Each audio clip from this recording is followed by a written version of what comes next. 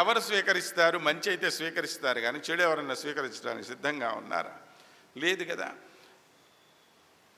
సరే, ఒక్కొక్కళ్ళ దగ్గర పోయి ప్రార్థన చేస్తున్నాడు, అయ్యా బాబు నాలో ఉండేటువంటి ఈ పాపాన్ని మీరు తీసుకోండి అని అంటే, అప్పుడు భూదేవి ముందుకు వచ్చిందిట.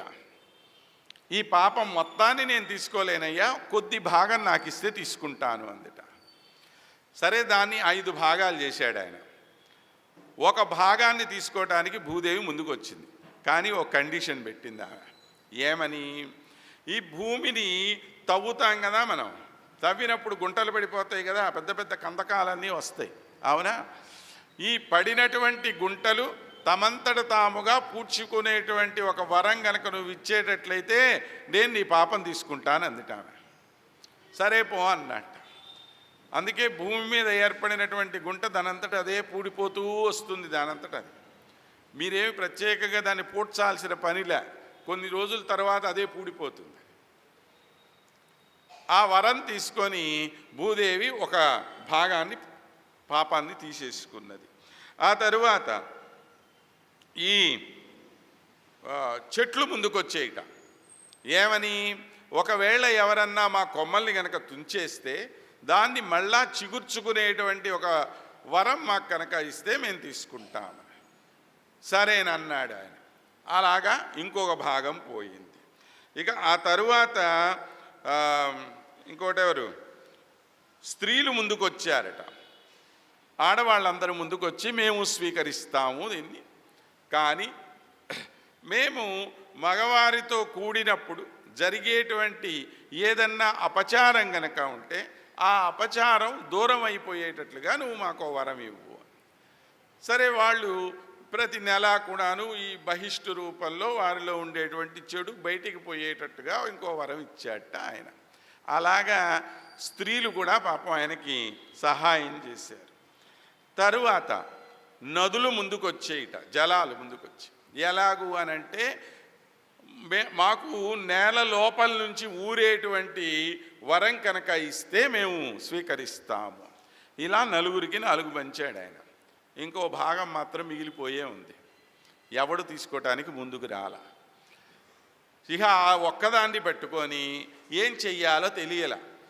ఈ బ్రహ్మహత్యా పాతకము ఓ పెద్ద పిశాచంలాగా తయారయ్యి ఈయన వెనకాల పడి తరుముతూ ఉంటే దాని నుంచి రక్షించుకోవటానికి పాపం ఎక్కడెక్కడికో పరుగులెత్తుకుంటూ వెళ్ళిపోయి ఈయన ఎక్కడ చేరాడు? మానస సరోవరంలో ఒక పద్మము లోపల, కాండ లోపల చేరాడు. చేరి అక్కడ కూర్చొని 1000 సంవత్సరాల పాటు తపస్సు చేసుకుంటూ కూర్చున్నట్ట ఈ బ్రహ్మహత్యా పాతకం నుంచి బయటపడటానికి. అయినా పూర్తి అవ్వల, పాపం అలాగనే ఉన్నది. ఉంటే ఇప్పుడు ఈ దేవతలందరూ కూడాను ఏం చేశారు అనంటే, అయ్యా మా రాజుగారైనటువంటి ఇంద్రుడికి ఈ విధమైనటువంటి కష్టం వచ్చింది, అలాంటి ఇంద్రుడిని ఇప్పుడు ఎలాగ రక్షించటం, ఏం చేస్తే అతను రక్షింపబడతాడు చెప్పమని చెప్పి వీళ్ళందరూ కూడా కనపడ్డ వాళ్ళందరినీ అడుగుతున్నారు. కానీ వీళ్ళకి సలహా ఇచ్చేటువంటి అసలైన బృహస్పతి గారే లేరు ఇంకక్కడ. మరి ఎలాగ దీని నుంచి బయటపడటము? ఇదో పెద్ద ధర్మ సందేహం అయిపోయింది వీళ్ళందరికీ కూడా.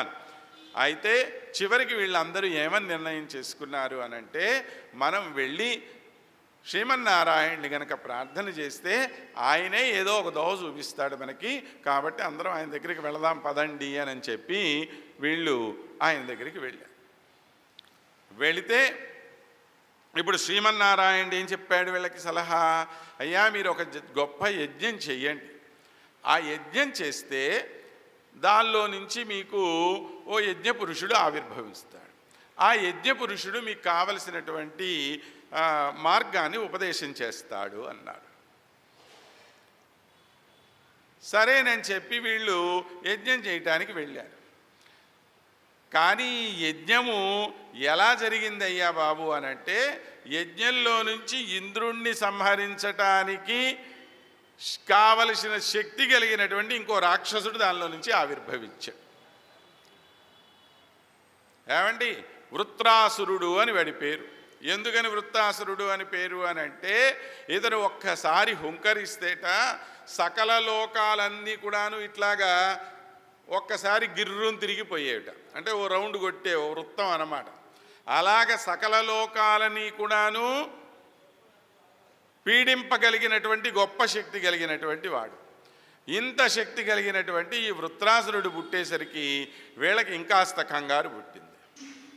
మరలా పరిగెత్తుకుంటూ వచ్చారు శ్రీమన్నారాయణ స్వామిని. వీరేదో ఈ విధంగా సలహా ఇచ్చారు మాకు, ఈ సలహాతోటి మాకు ఇంకాస్త కష్టాలు ఎక్కువైపోయినాయి, ఏం చెయ్యమంటారు అని మళ్ళీ ఈయన ప్రార్థన చేస్తే అప్పుడు ఆయన అన్నాడు, నాయన అక్కడ దధీచి అనేటువంటి ఒక మహానుభావుడు ఉన్నాడు. ఈ దధీచి దగ్గరికి కనుక మీరు వెళ్ళారు అనంటే ఆయన మీకు తన శరీరం మొత్తాన్ని కూడాను మీకోసం అర్పించడానికి సిద్ధంగా ఉంటాడు. ఆయన వెన్నెముకని తీసుకొని మహాతపోసంపన్నుడు కనుక ఆ వెన్నెముక ద్వారా మీరు ఒక అద్భుతమైనటువంటి ఆయుధాన్ని తయారు చేసి దానితో ఈ వృత్తాసురుణ్ణి సంహరించవచ్చు అని అన్నారు.